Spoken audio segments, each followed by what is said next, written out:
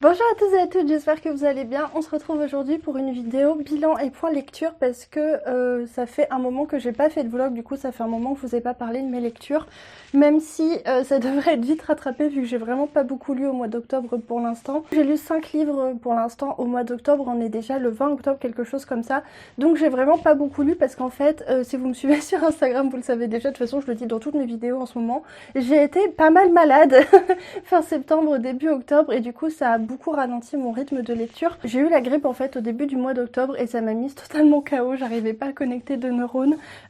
C'était compliqué et pour lire, mais même pour en faire autre chose que lire en fait, j'ai passé une semaine dans le canapé à regarder Gilmore Girls et même regarder Gilmore Girls, j'arrivais pas en fait, ça me demandait un effort et j'étais ailleurs en fait, enfin bon bref, on s'en fout, tout ça pour dire que, bref, du coup tout ça pour dire que comme j'ai été malade, ça a pas mal modifié mon planning de lecture parce que j'avais prévu 2 lectures. Il y avait 2 lectures que je voulais vraiment faire au début du mois d'octobre parce que je savais que voilà, à partir de à peu près maintenant, entre le 20, le 25, quelque chose comme ça, j'allais vouloir me mettre à mes lectures d'Halloween et du coup il fallait absolument, c'était pas un impératif, hein, c'est pas grave si je l'ai pas fait, mais j'avais envie du coup de lire ces 2 romans avant le 20 octobre, du coup les derniers feux du soleil de Guy Gavriel Kay, et j'ai aussi reçu de la part des éditions Léa L'ombre du savoir perdu, du coup le premier tome de la trilogie Licanius de James Islington, et je voulais vraiment les lire début octobre. C'était vraiment les 2 lectures que j'avais trop hâte de faire et que je voulais faire voilà dans la première partie du mois d'octobre, et c'est râpé, clairement c'est râpé parce que quand je suis tombée malade j'étais en train de lire celui-ci et clairement ça c'est pas une lecture que tu fais quand t'es malade, quand t'as de la fièvre, c'est pas possible. C'est pas que c'est hyper difficile ou que c'est hyper exigeant, mais en fait, vous savez, les romans de fantasy, le début du roman de fantasy, c'est toujours un petit peu compliqué parce qu'il faut s'acclimater au monde, à l'univers, aux personnages, aux familles, aux machins. Ça filme ou pas là? Oui, c'est bon, ça filme. Et, euh, et bref, le début des romans de fantasy, c'est toujours un petit peu laborieux et j'étais à ce moment-là, donc j'arrivais vraiment pas. Et en plus de ça, Guy Gavriel Kay, c'est une plume, c'est une ambiance qui fait que faut un petit peu s'accrocher. C'est pas hyper exigeant, c'est pas super difficile, mais c'est clairement pas quelque chose que tu lis quand t'es malade. Donc du coup, ça, je l'ai mis en pause pendant, 10 jours, 2 semaines à peu près. Et du coup, j'ai pas commencé celui-ci non plus pour les mêmes raisons. Et donc, je n'ai lu ni l'un ni l'autre, même si pour l'instant, celui-ci, je l'ai bien avancé quand même. Là, j'ai dépassé la moitié, je suis à la page 300 sur 500 et quelques, sur 550 pages. Donc je vais le continuer, je pense que c'est vraiment le pavé qui va m'accompagner pendant tout le reste du mois d'octobre parce que je vous en parlerai davantage en vlog, d'ailleurs il faut vraiment que je commence le nouveau vlog, mais j'ai eu un petit peu de mal à rentrer dedans. Là ça y est, je suis bien, j'aime beaucoup ce que je lis, mais c'est un rythme assez particulier qui fait que personnellement quand je me plonge dedans, j'arrive pas à avaler 100 pages quoi, c'est vraiment, je le lis par petits morceaux. Et c'est assez particulier, donc voilà, c'est pas un roman que je lis très vite, c'est pas, comme les d'autres livres que je vais les autres livres en fait que je vais vous présenter après, qui étaient des romans pas page turner, enfin certains si, mais qui étaient beaucoup plus fluides, en fait, beaucoup plus faciles à lire. Bah ça c'est pas le cas, du coup je ne l'ai toujours pas terminé. Bref, du coup je sais plus où j'en étais parce que je crois qu'à la base je voulais faire le bilan de mes lectures de septembre et d'octobre, puis ensuite faire le point lecture. Mais là du coup je me suis un petit peu éparpillée, du coup je vais essayer de reprendre... Qu'est-ce que je voulais faire déjà? Je sais plus. On va pouvoir commencer à la partie point lecture. Je pense que je vais commencer par les suites de saga parce que c'est ce qui ira le plus vite. Je vais commencer par cela parce que c'est ceux que j'ai dans les mains. J'ai du coup lu le tome 5 et le tome 6 de Codex Alera, qui m'a permis de terminer la saga et c'était vraiment trop cool. C'était vraiment trop bien. Je vais aller très vite sur ces livres parce que je vous ai déjà beaucoup parlé de Codex Alera. C'est des romans d'aventure, des page turners avec beaucoup d'action. C'est très divertissant, c'est drôle, c'est touchant. C'est vraiment des super lectures quand vous n'avez pas envie de vous prendre la tête et que vous avez juste envie de plonger dans une histoire et de plonger dans un univers et de retrouver des personnages que vous aimez bien. Donc voilà, clairement c'est une saga qui a des petits défauts aussi parce qu'il y a des facilités, il y a des choses qui sont un petit peu qui sont très convenues en fait, qu'on s'attend à voir et qui arrivent au moment où on s'attend à les voir, mais en même temps je trouve que, vraiment je trouve que ça fait partie du charme de la saga de lire quelque chose de vraiment tellement réconfortant et même le fait que s'il y ait des clichés et qu'on s'attende à un certain rebondissement, enfin un certain retournement, bah ça fait juste qu'on est encore mieux dedans, que c'est encore plus, voilà, encore plus familier, encore plus agréable. Enfin, en tout cas, moi c'est comme ça que je l'ai ressenti et j'ai vraiment passé un super moment. Le tome 5 et le tome 6 sont beaucoup plus sombres quand même que les tomes précédents parce qu'on arrive au moment d'apothéose du conflit en fait, qui existe dans cet univers et voilà, parmi les différentes factions. Et voilà, c'était assez violent. C'est quand même des tomes où il se passe des choses beaucoup plus dures, où voilà, bah on est, enfin voilà, c'est un conflit armé, très sanglant. Il y a des choses, voilà, qui se passent qui sont beaucoup plus. Enfin, en fait, c'est que on arrive à, le conflit prend des proportions tellement catastrophiques et tellement énormes que ça devient vraiment assez énorme. Enfin bref, je peux vraiment pas rentrer dans le détail, mais c'était trop chouette. J'ai passé un super moment de lecture, vraiment, ça se lisait trop bien. À chaque fois, j'adore retrouver les personnages, j'adore retrouver cet univers et cette histoire, et ça me rend trop triste d'avoir terminé. En fait, c'est vraiment, je crois que c'est une des premières fois depuis longtemps que ça me fait ça. Où à la fois j'ai envie de terminer l'histoire et en même temps j'ai pas envie de terminer la saga parce que je sais qu'après il y aura plus rien à découvrir, qu'après c'est fini. Et voilà, franchement, c'était. Mais pourtant, on pourrait faire une suite en plus, hein. Mais je pense qu'il y aura pas la suite. Enfin, si jamais il y avait la suite un jour, je serais. Enfin, une suite un jour, je serais vraiment la plus heureuse. Mais bref, tout ça pour dire que j'ai terminé, que j'ai beaucoup aimé, même si à la fin il y a un ou deux petits bémols dans le déroulement de l'action où j'étais. Enfin, je trouve qu'il y a quelques éléments qui étaient pas très clairs dans les péripéties qui mènent au dénouement, mais c'était pas grand chose et voilà, franchement c'était quand même très cool, c'est vraiment une saga que je vous recommande. Bah voilà, toujours pour les mêmes raisons, si vous avez envie de voilà vous plonger dans un univers, dans une histoire, de vous vider la tête et de poser vos neurones et de plus réfléchir à rien, bah c'est vraiment idéal pour ça. Alors du coup, encore une suite de saga, j'ai lu le tome 2 de la trilogie des Maîtres Enlumineurs de Robert Jackson Bennett, le retour du Hiérophante qui était tellement bien, tellement, mais vraiment cette trilogie de fantasy, autant ça je vous en parle beaucoup parce que c'est vraiment une saga doudou, c'est vraiment une saga qui m'a accompagnée en fait tous les moments où j'avais pas le moral cette année, où j'avais envie d'un truc réconfortant, de voilà, de voyager et de penser à autre chose. C'était vraiment la saga qu'il me fallait parce que voilà, c'était ma saga doudou de l'année. Mais alors celle-ci du coup, Les Maîtres Enlumineurs, je pense que c'est vraiment la meilleure saga de fantasy que je lis cette année parce que tout est tellement intelligent en fait. En fait c'est un roman, enfin c'est une trilogie qui je trouve arrive à être parfaitement divertissante, super prenante, super fluide, tout en étant vraiment intelligente. C'est-à-dire qu'on a vraiment une intrigue avec un univers profond, des personnages complexes, on a tout, en fait on a tous les meilleurs éléments. Ils sont dans cette trilogie et ça fait vraiment trop plaisir à lire. C'est vraiment des livres qui sont vraiment le parfait équilibre entre ça vous prend pas trop la tête, donc c'est toujours un super moment de lecture, super agréable. On voit pas les pages passer, c'est page turner, il y a de l'action et tout, mais en même temps, il y a quand même des réflexions, il y a quand même, je trouve que alors c'est assez souvent en fantasy quand il y a voilà des révoltes, des trucs comme ça, où on se révolte contre la tyrannie, on veut sa liberté, c'est un petit peu souvent ces questions-là, mais je trouve que là, dans cette trilogie-là, il y a une vraie réflexion, enfin je trouve qu'il y a un vrai fond de réflexion politique, de lutte des classes, de comment répartir la propriété, les propriétés intellectuelles et tout, et je trouve que c'est super intéressant et que ça se mêle vraiment bien à l'action et aux personnages, au caractère des personnages, ce qui fait que c'est super bien fait. Enfin vraiment je trouve que c'est hyper intelligemment fait et que ça fait vraiment des romans à la fois super plaisants à lire mais aussi super bien construits avec vraiment une intrigue avec des retournements, mais avec des nuances aussi. Et franchement, dans Codex Alera, je vais pas rentrer dans le détail, mais dans Codex Alera, il y a beaucoup de qualités, mais il n'y a pas la nuance. Franchement, voilà, je peux pas revenir là-dessus.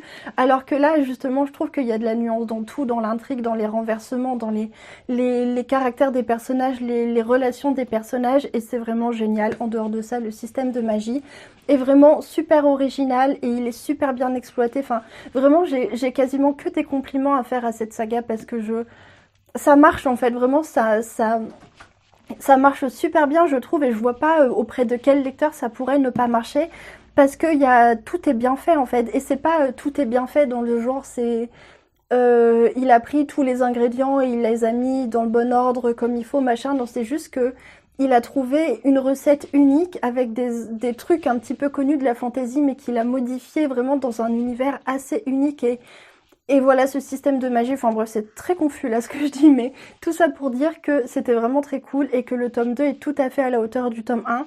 Là encore, bah voilà, c'est toujours ça. De toute façon, les enjeux montent graduellement et c'est vrai que dans ce tome-là, voilà, on monte encore d'un cran par rapport au tome 1. C'était vraiment, vraiment trop trop cool. De toute façon, si vous avez lu le tome 1 et vous voyez le titre, voilà, vous vous doutez un petit peu de certains trucs qui vont se passer et c'était vraiment vraiment très chouette. Pas grand chose de plus à dire là-dessus. J'essaie de me souvenir de ma lecture si j'ai des choses qui m'ont moins plu ou s'il y a eu des temps morts ou si bref si j'ai des critiques plus négatives à faire, mais je me souviens pas. Alors il y en a sûrement, mais en tout cas ça m'a pas marqué. Enfin je veux dire, de toute façon quand on aime autant un roman et qu'on est aussi bien dans une saga, je trouve, c'est difficile de se souvenir des critiques négatives parce qu'elles sont totalement noyées dans les trucs qu'on a aimés. Et là par exemple c'est le cas. Je suis sûre qu'il y a des trucs que j'ai moins aimés, mais en tout cas, je m'en souviens pas. Donc voilà pour celui-ci. Alors du coup, on va pouvoir passer à mes deux dernières lectures. Je vais commencer, je pense, par celui-ci, qui m'a été du coup envoyé par les éditions Léa, qui est du coup une de leurs nouvelles sorties. C'est le premier tome d'une saga de fantasy young adulte, qui sera en 4 tomes, je crois. Je sais plus si c'est... Je crois que c'est 4 tomes, mais j'ai un léger doute, peut-être que c'est 5, mais vraiment, je crois que c'est 4 tomes, qui est du coup, voilà, une trilogie, enfin, pas une trilogie, pardon, une saga de fantasy young adulte. Où le concept est vraiment trop trop cool. Dans l'ensemble, c'est une lecture que j'ai beaucoup aimée, même s'il y a quand même des petites choses qui m'ont chiffonné. Mais je pense que c'est simplement parce que je m'y attendais pas en fait. J'ai pas été prévenue. Le résumé est quand même très... voilà, il est assez succinct le résumé. C'est 3 sombres reines nées dans un val, 3 douces triplées à jamais rivales, 3 sœurs belles et sombres, l'une aura la couronne, 2 rejoindront les ombres. Donc voilà, le résumé, il nous annonce globalement, et c'est vrai que c'est le cœur de l'histoire, mais c'est pas... l'ensemble des développements, bref, le résumé, il nous dit que du coup on va suivre 3 sœurs qui sont des triplés et qui vont en fait devoir s'entretuer à partir de leurs 16 ans pour obtenir la couronne et du coup monter sur le trône. Bah, ça c'est vraiment le cœur de l'histoire, mais il y a quand même plein d'autres choses à dire parce que finalement j'ai trouvé que c'était plus riche que ce que j'avais pensé et plus orienté romance que ce que j'espérais. Enfin, c'est-à-dire que là, le résumé, il annonce pas de romance, enfin pas particulièrement. On se doute assez souvent dans la fantasy young adulte, c'est quand même assez souvent qu'il y a de la romance, mais là, le résumé n'en parle pas. Et je trouve que c'est dommage que le résumé n'en parle pas alors que c'est aussi présent finalement dans le roman. Et je crois que c'est ça qui m'a embêtée en fait, c'est que moi j'aime bien la romance, hein, j'ai pas de problème avec la romance, j'aime bien lire des romans, voilà, bah comment ça s'appelle, de la romance fantasy, j'aime bien en lire de temps en temps, mais quand c'est ça que je veux lire, et là finalement ce qui m'a un peu embêtée c'est que je m'attendais pas à lire ça, je m'attendais vraiment plus à lire une histoire de sœurs et de magie, de rivalité et tout, et c'est ce qu'on a eu, mais il y a moitié l'histoire des sœurs et de la magie et moitié de la romance, et j'ai trouvé que voilà, du coup la romance, quand elle est pas annoncée et qu'on s'y attend pas, c'est un petit peu... voilà, faut pas être allergique à la romance si vous voulez lire ce livre, mais je pense qu'après, si c'est le genre de lecture que vous aimez, par exemple toutes les personnes qui aiment les voleurs de fumée ou qui aiment un palais d'épines et de roses, bah on est tout à fait sur ce genre-là. On est du coup sur une île assez mystérieuse qui est pas très grande, et d'ailleurs c'est un élément que j'ai beaucoup aimé, c'est qu'il y a beaucoup de mystères finalement sur cette île et on sait qu'il y a un continent en fait, on sait que l'île n'est pas loin du continent et qu'il y a des liens avec le continent.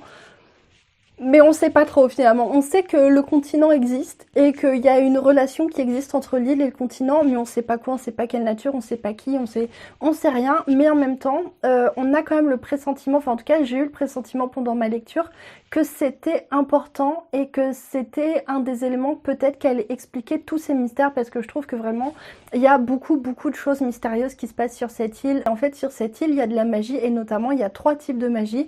Il y a la magie des empoisonneurs, la magie des naturalistes du coup qui a à voir avec la faune et la flore, et la magie des élémentaires qui a du coup à voir avec les 5 éléments. Et ces 3, en fait, les personnes qui font cette magie sont réunies en clans, en famille. Et entre ces familles, du coup, ces types de pouvoirs, il y a pas mal de rivalités qui existent, notamment des rivalités politiques. Parce que voilà, historiquement, il y a eu pas mal de rebondissements dans l'histoire politique du pays. Là, ça fait très longtemps que c'est les empoisonneurs qui ont le pouvoir, mais avant, c'était les élémentaires qui essaient de récupérer le pouvoir grâce à l'appui de la religion. Mais il y a les naturalistes aussi qui sont là.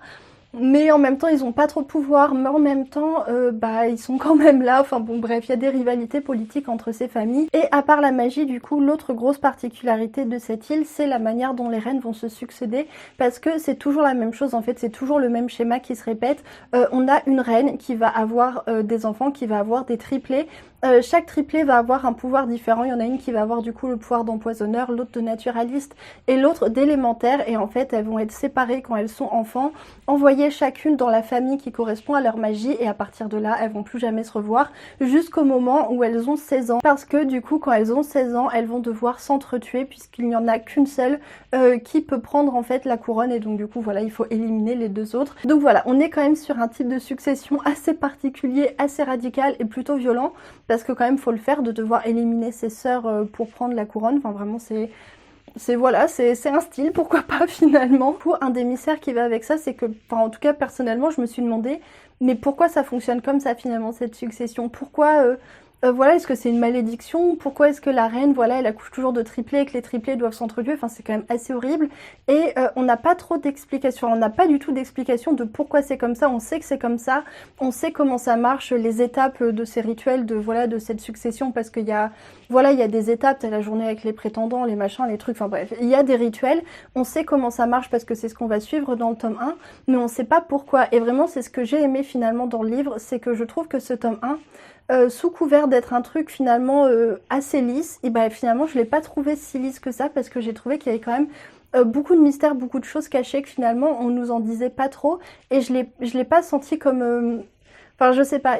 Finalement, le fait que l'univers soit très concentré et qu'on ait très peu d'éléments, je ne l'ai pas du tout pris comme une faille, comme un défaut, comme voilà un univers qui aurait été, qui serait superficiel. Au contraire, j'ai l'impression qu'il y a beaucoup plus en dessous, qu'il y a beaucoup de choses à creuser et que c'est des mystères qui vont prendre de l'importance dans les tomes suivants.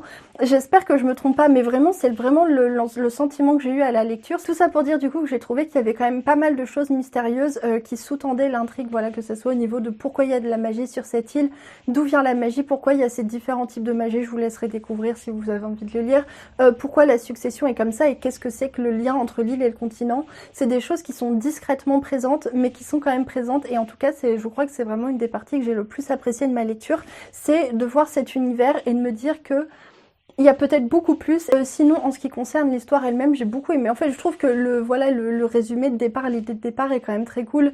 De ces sœurs qui sont des triplés et qui doivent s'entretuer et qui sont séparées, voilà, quand elles sont enfants. Forcément, c'est prenant en fait, parce que tu les suis toutes, donc tu t'attaches à toutes, à leur manière. Elles sont très différentes. Voilà, elles ont eu des vies très différentes. Il y en a notamment une qui a une vie. Vraiment, c'était horrible son enfance, ça a été super difficile et tu vois d'autres qui ont eu voilà des vies différentes. Elles sont voilà bref, elles ont eu des vies très différentes finalement toutes les trois. Alors j'ai trouvé que les trois sœurs étaient vraiment des personnages réussis finalement avec un caractère vraiment complexe. Elles ont toutes les trois, elles sont vraiment différentes les unes des autres et elles sont vraiment chaque personnage en fait a ce petit truc qui fait que vraiment c'est un vrai personnage en fait, c'est un vrai personnage auquel on s'attache et qui va pas être juste une marionnette pour l'auteur qui vraiment ah voilà ce petit truc, cette petite faille qui fait que bah voilà c'est un vrai personnage. Par contre j'ai trouvé que sur certains personnages secondaires on était quand même un petit peu voilà c'était plus lisse et c'était moins intéressant. J'ai pas été fan de toutes les relations entre personnages principaux, enfin une des sœurs et les personnages secondaires. Il y a des trucs que j'ai trouvé un peu je trouve que les personnages secondaires, à part un ou deux, sont pas forcément hyper réussis et que là c'est dommage parce que ça aurait été... En fait, les personnages des sœurs sont vraiment intéressants je trouve, mais les personnages secondaires aplatissent un petit peu tout ça, je sais pas comment dire, rendent l'histoire plus convenue que ce qu'elle pourrait être avec voilà les personnages principaux qu'on a et j'ai trouvé que c'était dommage notamment sur certains points de l'intrigue, notamment les points de l'intrigue qui concernent la romance et je pense que c'est vraiment mon gros bémol de cette lecture. C'est que je trouve que la romance est vraiment surdosée dans ce tome-là. Déjà, bon, voilà, comme je vous l'ai dit, je m'y attendais pas, donc ça m'a un petit peu déroutée, disons. Et quand tu t'y attends pas et qu'il y en a autant, c'est quand même un petit peu, voilà.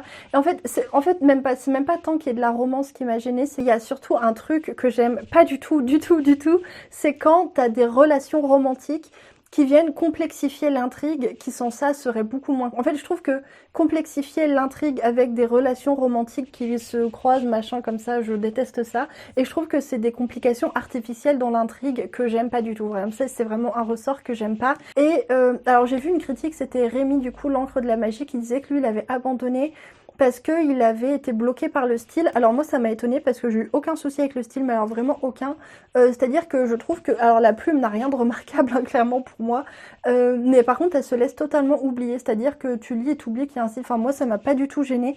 Ça m'a pas du tout gênée, enfin j'ai vraiment pas eu ce problème. Alors il y a bien une ou deux fois où j'ai trouvé qu'une phrase était pas très claire. Et ça c'est voilà, c'est bah ça arrive tout le temps, parfois une tournure de phrase que tu percutes moins vite ou quoi. Mais sinon moi j'ai pas eu de problème avec j'ai pas, oula, j'ai du mal à parler. Sinon, j'ai pas eu de problème particulier avec le style. Donc voilà, dans l'ensemble, c'est plutôt une très bonne lecture. Enfin, en tout cas, j'ai passé un très bon moment de lecture avec ça. Je regrette, voilà, la romance, certains trucs. Oui, à la fin aussi, à la fin, on a un retournement de situation que j'avais vu venir.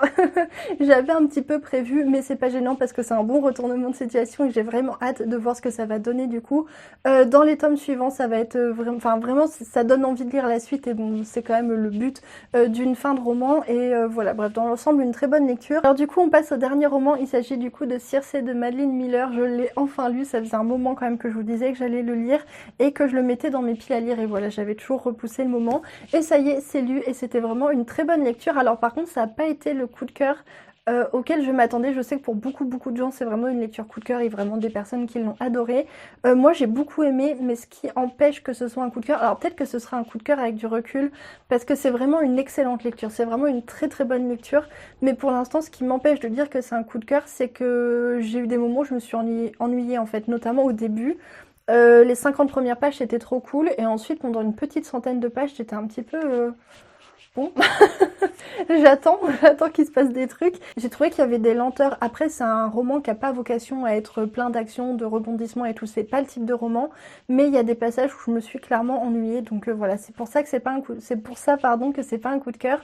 Mais je me dis qu'avec du recul, quand j'aurai voilà, enfin, quand il me restera que les bons moments, que les messages, que les temps forts et tout du roman, il y a moyen qu'avec du recul et avec un petit peu de temps qui passe, ça soit carrément un coup de cœur. Donc voilà, en gros, bref, c'était vraiment une très bonne lecture. Je m'attendais à ce que ce soit une bonne lecture et j'ai pas été déçue. Voilà, même si je dis que c'est pas un coup de cœur, en tout cas, j'ai vraiment pas été déçue. Alors du coup, Circé, c'est un roman qui va se présenter comme la fausse biographie du coup du personnage de Circé, qui est un personnage mythologique, qui est la fille d'un des titans, enfin du titan le plus important en fait, et qui du coup, ce qui va du coup la placer assez haut dans l'échelle sociale des dieux, mais en même temps pas tant parce que voilà, je vous laisse découvrir. Du coup, c'est écrit à la première personne, voilà, et c'est elle qui raconte son histoire. Et le personnage de Circé, qui est un personnage déjà super intéressant dans la mythologie, et qui là est tellement trop intéressant en fait. Vraiment, Madeline Miller, en fait j'ai adoré parce que j'ai trouvé que Madeline Miller, elle arrivait vraiment à garder l'esprit du mythe, l'esprit de la mythologie, mais de manière super moderne. Enfin vraiment, ce que j'adore dans la mythologie, c'est... En fait, les mythes à la base, et pas juste la mythologie gréco-romaine, ça avait pour but soit d'expliquer, soit de questionner des grandes vérités ou des grands mystères de la vie, de la nature, de l'existence, voilà, de pourquoi le soleil se couche, pourquoi machin et tout. Et ils expliquaient ça avec des interventions divines, ou alors le mythe, justement, mettait en valeur une questionnement, enfin, une grande problématique de la vie.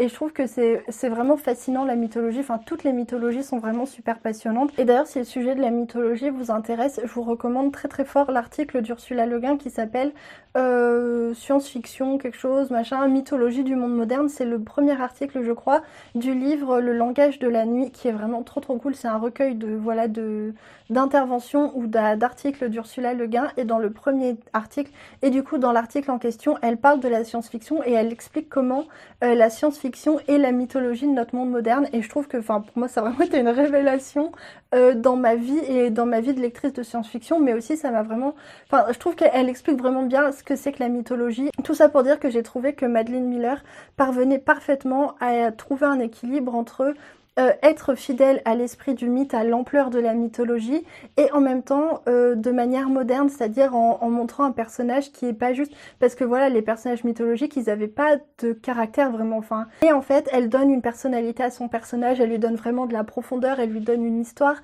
des émotions, des sentiments, des rêves, des désirs et tout ce que les personnages mythologiques n'ont pas franchement dans la mythologie, parce que, enfin bref, c'était pas là pour ça, et j'ai trouvé que c'était vraiment super bien fait, parce que voilà, je trouve que on a à la fois l'ampleur de la mythologie, l'aspect allégorique de la mythologie, tout en ayant un vrai personnage en fait, un vrai personnage auquel on s'attache, un personnage qui nous touche en fait, et j'ai trouvé que c'était super bien fait et que voilà, à la fois ça répondait, enfin à la fois ça répondait, ça reprenait toutes les questions que voilà sur le personnage de Circé, il pose des questions sur la solitude, sur l'exil, sur la féminité, sur l'étrangeté, sur voilà l'aspect sorcière en fait, qui est super intéressant. Et je trouve que tout ça c'est repris dans le livre, mais de manière beaucoup plus humaine en fait, et beaucoup plus, bah voilà, voilà, à échelle beaucoup plus humaine. Et j'ai trouvé que c'était vraiment hyper touchant que le personnage, en fait, elle avait, je trouve c'est comme, bah un petit peu comme un petit peu ce qu'avait fait du coup Ursula Le Guin avec le personnage de Lavinia dans son roman Lavinia. Je trouve que une mythologie qui donne beaucoup plus de place déjà aux hommes qu'aux femmes, que ce soit des déesses ou des humaines, bon encore plus des humaines du coup. Enfin, de manière générale en fait la mythologie et les grands récits épiques qui s'y rattachent, ils étaient pas là pour faire des personnages en fait, ils étaient là pour faire des actions et pour mettre en valeur des valeurs justement. Et là j'ai trouvé que Ursula Le Guin et Madeline Miller ramenaient beaucoup d'humain en fait, beaucoup d'émotions dedans, et j'ai trouvé que c'était vraiment super touchant et que en le lisant à la fois t'es touché par bah voilà par, enfin moi en tout cas personnellement, à la fois t'es touché par ce qui arrive au personnage parce qu'elle a, voilà, c'est un personnage qui est fort, qui est charismatique, qui est complexe et qui évolue énormément, et voilà c'est un personnage, enfin c'est un roman qui nous parle de liberté et c'était vraiment super bien fait. J'ai adoré tout cet aspect là, mais en plus il y a quelque chose de super touchant je trouve à lire une histoire qui remonte à mais tellement loin finalement, enfin à lire un livre moderne, mais finalement dont les origines remontent à l'Antiquité. Je trouve que c'est l'autrice parvient vraiment à nous mener comme ça tout le long du roman sur cette espèce de crête entre la mythologie et notre interprétation moderne du mythe. Et j'ai trouvé que voilà, c'était super intéressant, c'était super bien fait. C'est très beau, c'est très poétique, ça aborde plein de sujets liés de manière générale à la féminité. Donc voilà, c'était vraiment une très bonne lecture, et vraiment si vous aimez la mythologie et que vous ne l'avez pas encore lu, bah, je vous le recommande très fort parce que moi j'ai vraiment passé un excellent moment. Et je pense que c'est une lecture qui... Voilà, je pense que comme je vous l'ai dit tout à l'heure, avec du recul, ce sera très certainement une lecture coup de cœur. Et je pense que ce sera surtout une lecture de référence pour moi sur ces thématiques-là et voilà, sur ces sujets-là et ces trucs-là. Donc bref, vous avez compris. Donc voilà du coup pour ce livre, et c'était du coup le dernier livre de ce point lecture. Donc voilà du coup pour ce point lecture, j'espère que ça vous a plu, j'espère que ça vous a donné envie de découvrir tous ces titres, voilà, qui ont été tous de très bonnes lectures. Donc voilà, j'ai plus de batterie donc je vais terminer vite. Je vous souhaite de bonnes lectures, une bonne semaine, et je vous dis à bientôt pour une nouvelle vidéo.